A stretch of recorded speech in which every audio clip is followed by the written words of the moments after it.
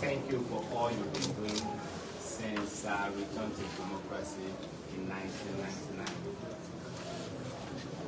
And then for today, we want to tell you that we are good to go. We are ready.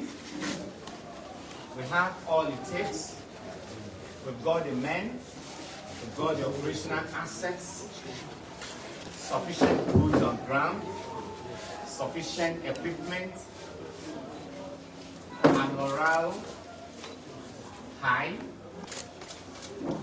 And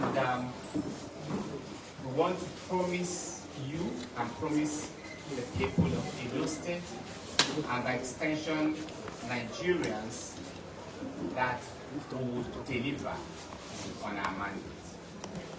Our mandate is clear, and it is to provide an enabling environment for a peaceful, safe, and violence-free election. People must realize that we are not the one conducting the election per se. Our job is to make sure we provide a violent-free environment, a crime-free environment, a crisis-free environment for INEC and other key stakeholders to also carry out their tasks. And this we want to pledge that we will do and do to our utmost best. We want to reassure the people of the Edo State that we will provide a level playing field to everybody. We will be politically neutral. We will be professional. We will enforce the laws strictly, firmly, but politely. We will hold people accountable when they infringe on the laws. We will make arrests when necessary, and will ensure that those who go out of their way to break the laws don't go scot-free. We will collaborate with all law-abiding institutions that have legitimate roles to play in this election. We'll work with the military. We'll work with members of other law enforcement agencies who are also coming in to support us. And we'll work with you. We'll work with the civil society organizations. We'll work with the media. And we'll work with the election observers. However, for those who are not accredited and who do not have rules that are sanctioned by the Electoral Act to play, I want to seize this opportunity to warn them to stay clear of the entire process. And these set of people include, but not limited to, people claiming to be media practitioners that are not accredited. People claiming to be election observers or monitors but not accredited. And very importantly, to non-state actors like vigilantes, members of private security organizations, including state government-backed security outfits. They are not recognized by our electoral laws and therefore cannot be seen to be participating in the policing of the electoral spaces.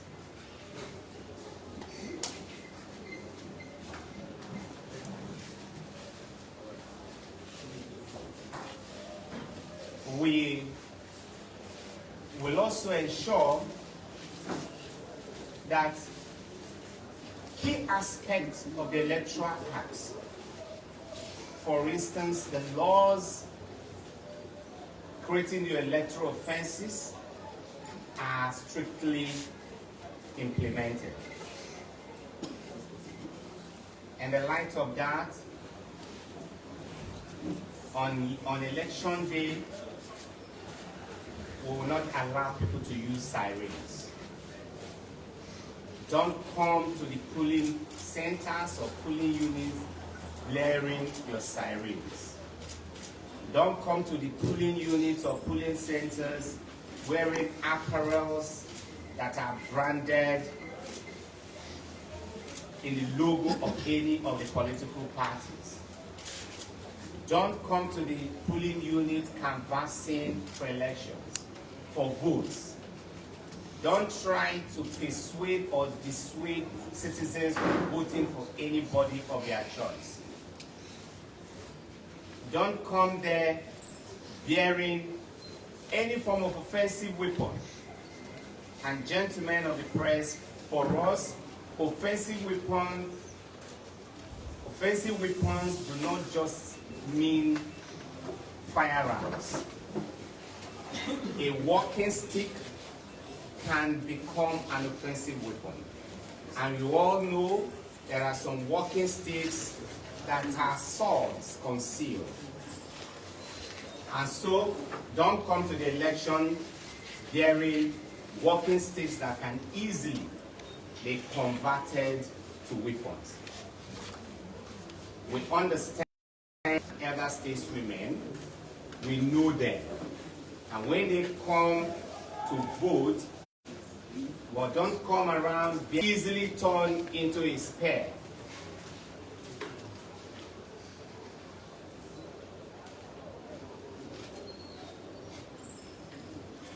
We will be opening up our situation room, our control room at the headquarters. We function effectively as our situation room, and we'll be having not just policemen functioning in these control rooms, we will also be having the representative of the military and other law enforcement agencies functioning there in order to deepen the synergy and our ability to process intel information and respond and react within the quickest possible time. I will also be taking advantage of the situation rooms that will be opened by members of the civil society organizations, and we will be collaborating and working with those situation rooms in order to be able to resolve complaints that are resolvable within the quickest possible time. We will do all within our powers to also ensure that misconduct by police personnel and other law enforcement agencies that are in these elections are reduced to the barest minimum. And in this regard, our roving teams and monitoring teams duties of our police personnel. We appeal to you to help us in checkmating the activities of those who might be spreading fake news during this election.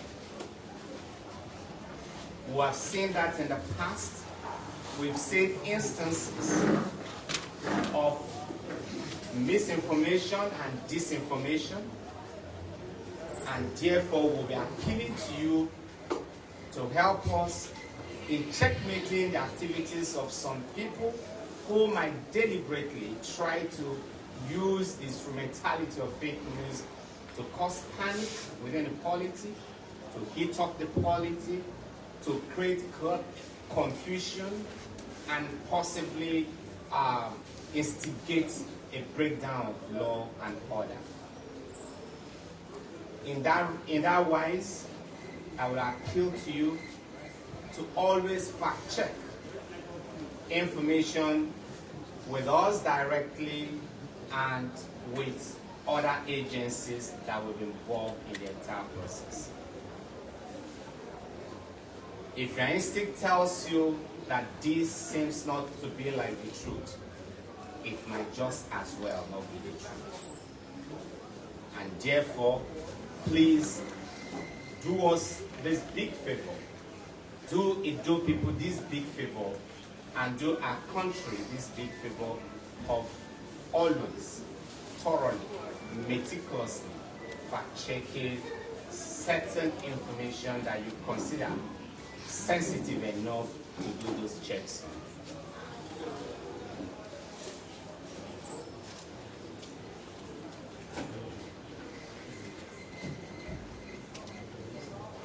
We will also be releasing phone numbers of not just of the control rooms, but also my operational phone number for purposes of deepening transparency, accountability, and oversight of citizens on our activities during this election. And as soon as we are finishing here, we'll be releasing my own number as well as that of the control room. We'll urge citizens to take advantage of these platforms to reach us either by voice call or text messages. We will actually prefer you send us messages owing to the nature of the operations that we're embarking on. And finally, I want you to know that our approach to securing this process will be comprehensive. We will operate on land, we will operate on air, and we will operate on the waterways. And we will leave no stone unturned in ensuring that we deliver, working in conjunction with INEC, other law enforcement agencies, the media practitioners, the CSOs, the election observers, and other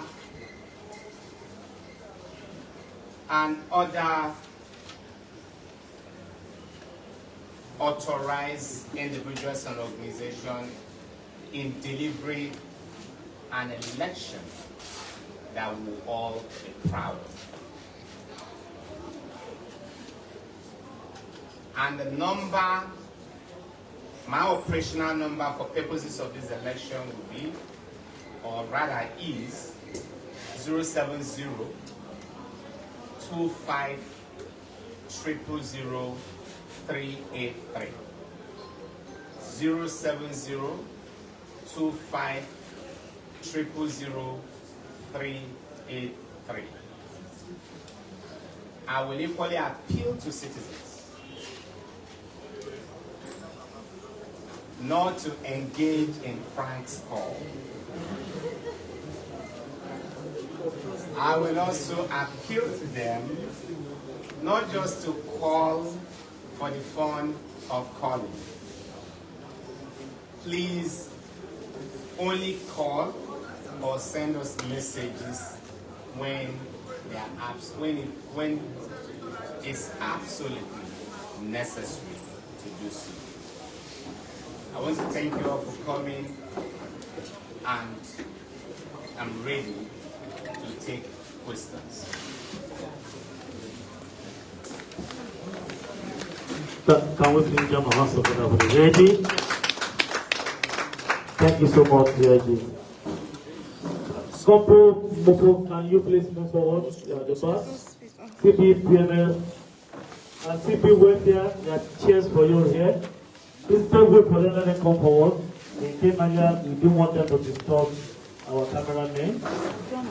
Just please wait for them there.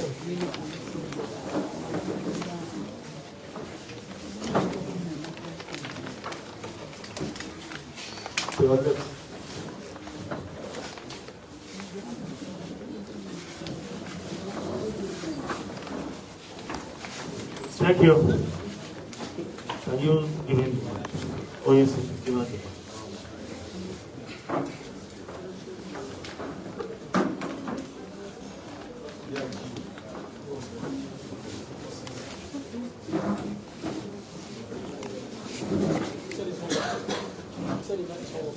It's okay, use it well directly to the mouth. Kiss the mouth, mic in the way. Thank you. Yes. Thank you for the opportunity to be here. Congratulations on your elevation to India. My name is Esra Mawabia. I work with you. Two concerns. I see that this formation today does not represent the intelligence of the organization. In the past, we used to see the army,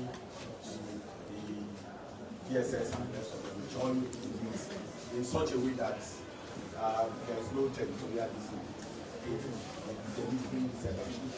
The police has made these policies, but it has to take the different security agencies working in synergy to be able to do that. I don't know what the institution is for the election. The second concern is one strong thing that we need very important with the use of money. I don't know whether there is a strategy that has been designed that's thank you very much.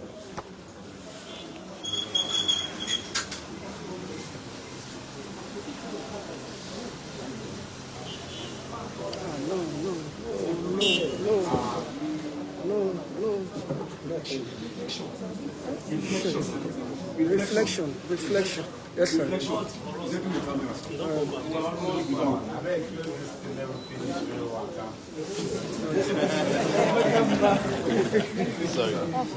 Sorry, you don't need to use the camera. You don't worry. Who they push you again?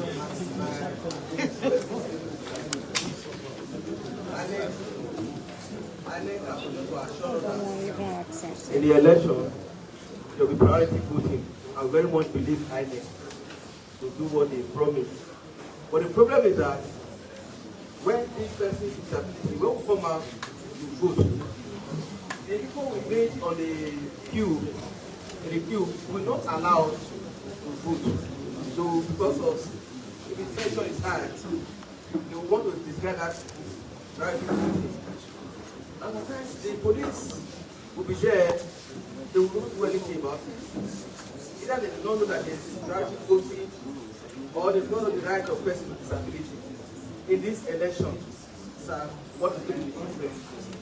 Is it going to be as usual, or you are able to educate your men to allow for that priority voting to assist person with disability to effectively participate in this election? What's your name?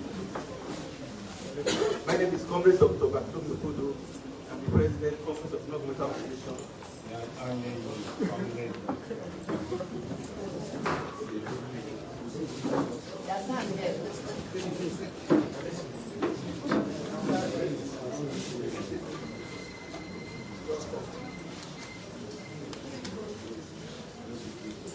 Good afternoon, sir. You're welcome. My name is Doris Oswiwo. I have an observation because during last 4 years election in Edo State, it happens that political party members were bringing in food, drinks, and water. And you will see policemen collecting the food and the drinks, of which I stood against it. I asked them to take it away. But before you could know what happened, the food and the drinks and water were distributed, and the policemen collected it. So I want to know what police are going to do, or the strategy they are going to apply in order to stop such from happening or occurring on Saturday. Thank you very much.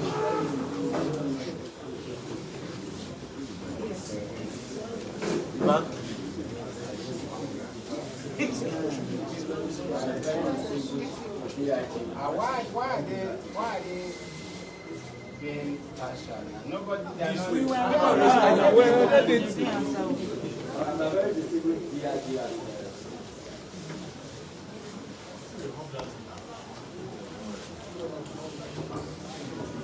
My name is Comrade Curtis Obrebo. Comrade what? Comrade Curtis Obrebo. Curtis is C-U-R-O-T-I-S. So I'm not what you are thinking.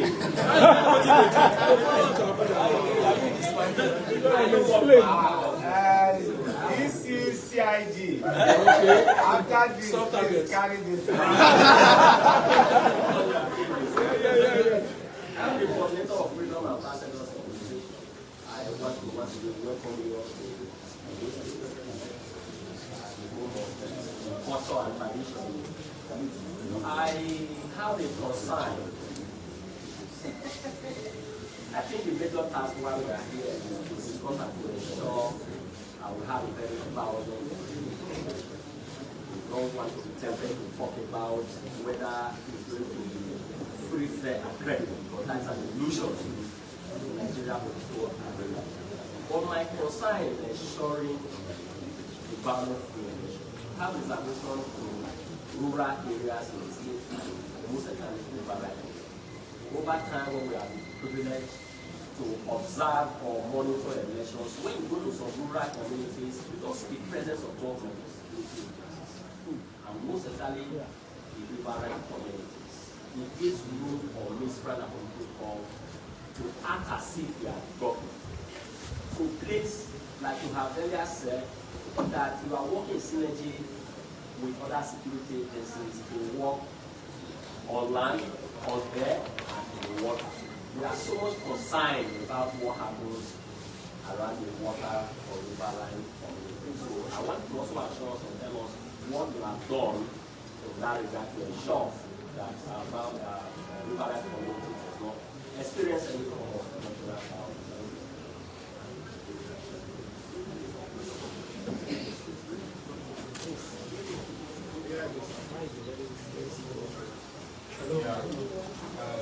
Dear sir, good afternoon everyone. My name is Mike Osauga, I write for the Nigeria Observer newspaper. Sir, in the course of your speech, you did not tell us whether there's going to be restriction of movement and how it's going to go. Thank you, sir. My name is Rashid Shoy. I'm one of the accredited domestic observers.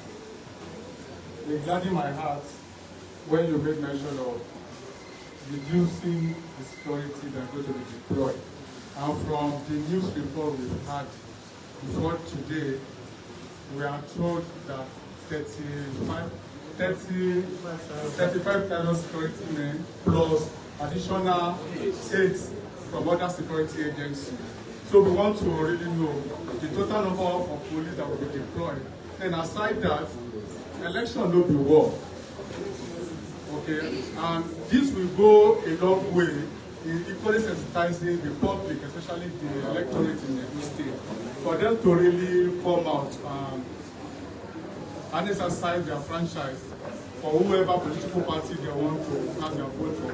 However, I equally want to know that, you know, now for some time now, the issue of vote buying, vote selling, have been part of our electoral system. I want to know if what is the security agency is going to do about it. Thank you.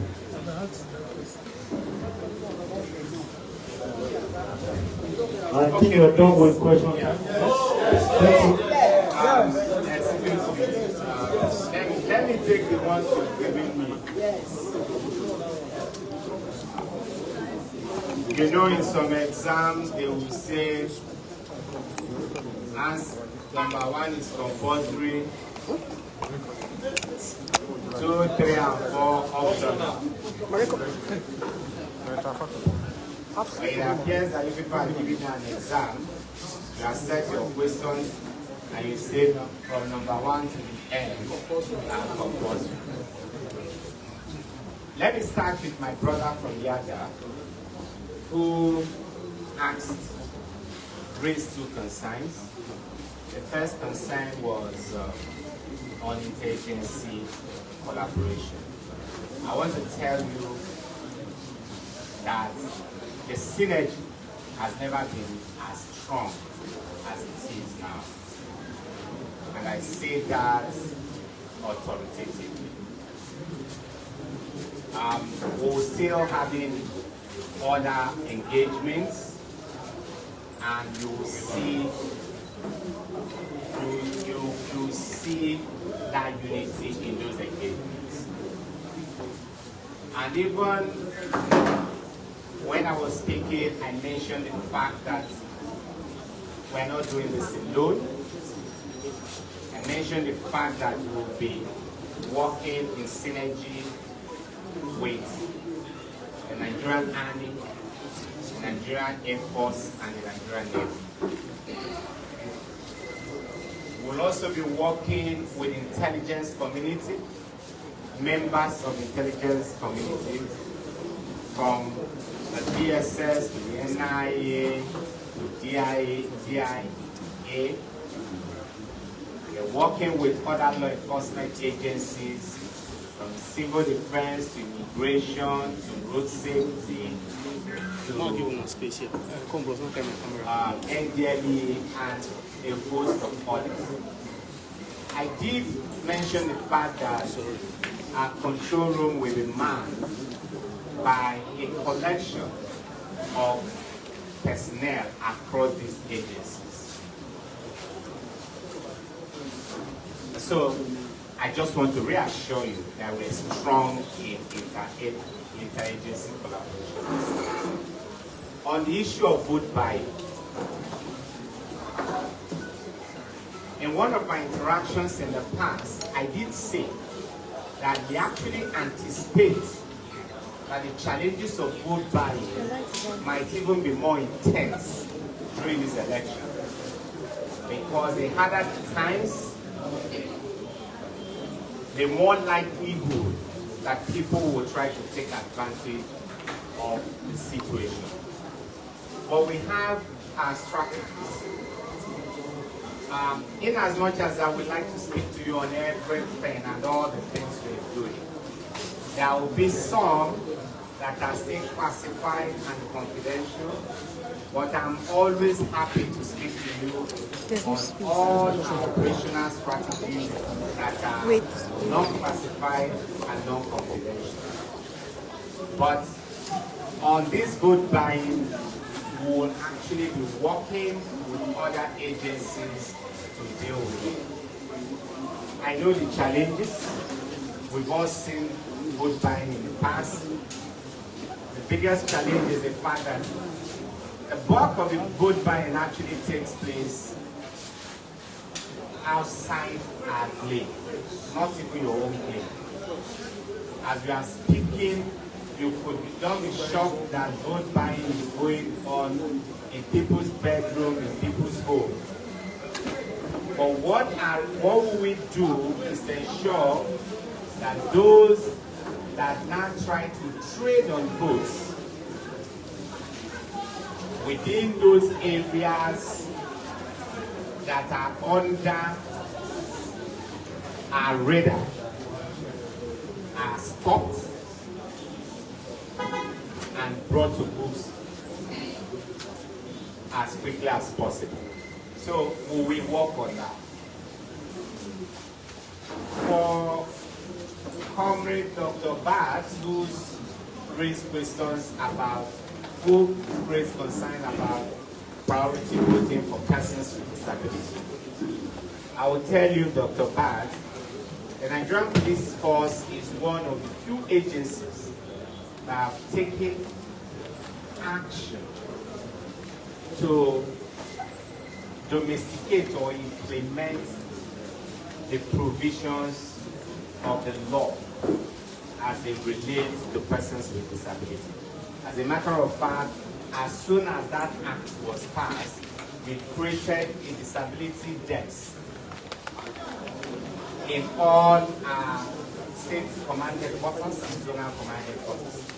And those disability desks that are under the supervision of the first bureau are actually designed to give very specialized and priority attention to persons with disability. In this election, we have educated our men and we have told them to not only give priority attention to persons with disability, but also other special categories of persons, such as the aged, pregnant women, nursing mothers,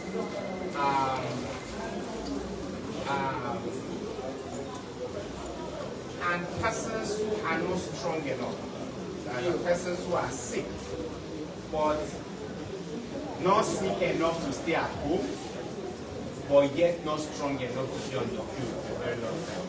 And out of enthusiasm and passion for their country, they still manage to come out to cast them. Such persons will receive priority attention. So persons with disability, the aged, pregnant women, nursing mothers, and sick persons. Doris, we are working around that, and hopefully on Saturday you'll see a different arrangement when it comes to feeding of policemen on duty on election day. And then for Comrade Curtis, if there's anybody that will forget his or her name yet, not Comrade Curtis. Comrade Curtis, our deployment strategy takes care of both the rural and the urban areas. Our marine police unit has been adequately strengthened, recalibrated to deal with the challenges of this election. And for your information, we have marine police operatives deployed from about 4 states to boost the strength and the operational asset of the state marine police here. So we have marine police operatives from Delta, from Rivers, from Yenegua, from Cross River and Akwa Ibom, who are providing both manpower and operational assets to support their police here. And very importantly too, the Nigerian Navy will also be providing a very strong backup to the marine police. So communities in the riverine areas should have a sense of safety and a sense of comfort as far as this election is concerned. And for my friend from Observer newspaper, the first PRO will be issuing a statement on the appropriate time on the restriction of movement procedure. We intentionally do not want to release the statement too early in order not to throw our citizens into unnecessary, intensive and tense and stressful mood. But the first PRO will be speaking on this, issuing a statement at the appropriate time. And then for, I think someone else is also concerned about the number of policemen that are deployed. The truth again is, Edo State has 18 local government areas, 193 wards, of over 190 wards, and over 4,500 polling units. When you sit down and do the arithmetic, you will understand why we are deploying that number. Because each of these polling units will be manned. And by the time you break it down, you will be shocked at the number that you require to actually man these polling units. And it's not just the polling units that will be manned. We'll also be providing security and the ward collection center, the local government collection center, and the state collection center. Not only that, we will also be policing the borders between Edo and Ondo, Edo and Kogi, Edo and Anambra, Edo and Delta. We will also be policing the waterways, the creeks, the rivers, the coastal communities. We will also be carrying out roving patrols, doing interdictions, doing stop and search. We will also have units that will be on standby to do rapid response to challenges across the states. We will be providing security for INEC offices scattered across the 18 local governments as well as the INEC headquarters. We will be boosting the security around the CBN headquarters, where a lot of these sensitive materials will be moving out from. We'll be providing motorized escorts and even waterways escort for these materials. So by the time you look at this, you discover that this number is not as huge as you think. And in any case, it is always better to err on the path of caution. It is an off-cycle election, and we have the luxury of getting men from other commands of the Federation. And don't forget that because it's an off-cycle election, it comes with bigger challenges.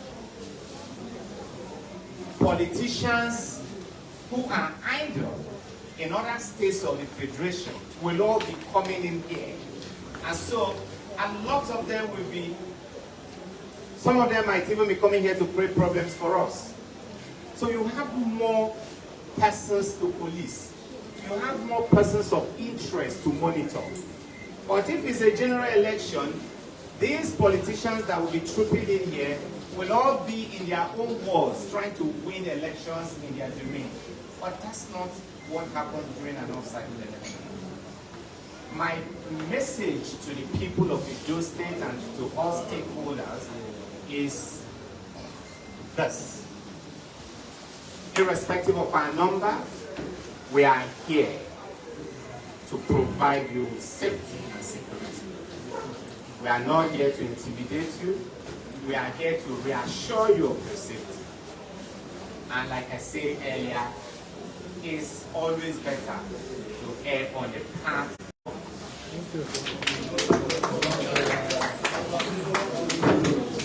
Thank you, DJG. This is the end of the program. Our engagement continues, please. We have so many things to do. There is no, I'm sure every